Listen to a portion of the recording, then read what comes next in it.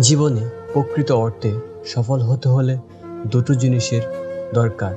একটি হলো নিজের প্রতি প্রচুর আত্মবিশ্বাস, আর দ্বিতীয়টি হলো জেদ। নিজেকে তৈরি করুন ঠিক লোহার মতো করে। যত পড়বেন তত মজবুত হবেন। সফলতা তো সময়ের ব্যাপার।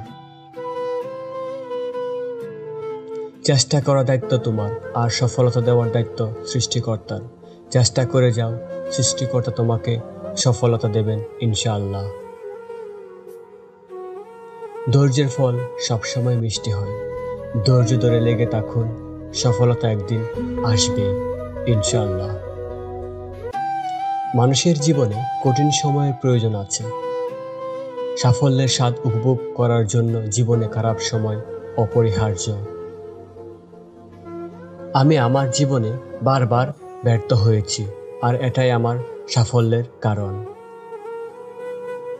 সাফল্য একটি বিজ্ঞান। যদি আপনার কাছে সঠিক শর্ত থাকে, তবে আপনি ফলাফল পেয়ে যাবেন। সফলতা অর্জনের জন্য শুধু স্বপ্ন দেখলেই হয় না, সেই স্বপ্নের লক্ষ্যে দৌড়াতে হয় অক্লান্ত পরিশ্রমের সাথে।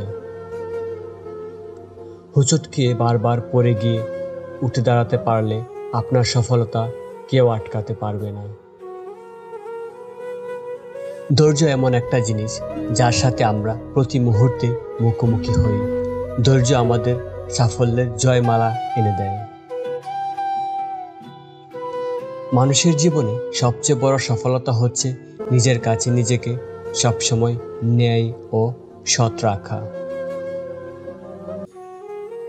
কঠোর পরিশ্রম হচ্ছে সফলতার মূল চাবিকাঠি। পরিশ্রম করে যান, উপরওয়ালা আপনাকে সফল করবেন। প্রতিটা মানুষের সফলতার পেছনে লুকিয়ে থাকে এক পৃথিবীর সমান কত পাওয়া না পাওয়ার আর্তনাদ। আপনার সফলতা আপনাকে আনতে হবে। আপনার সফলতা অন্য কেউ এনে দিতে পারবে না।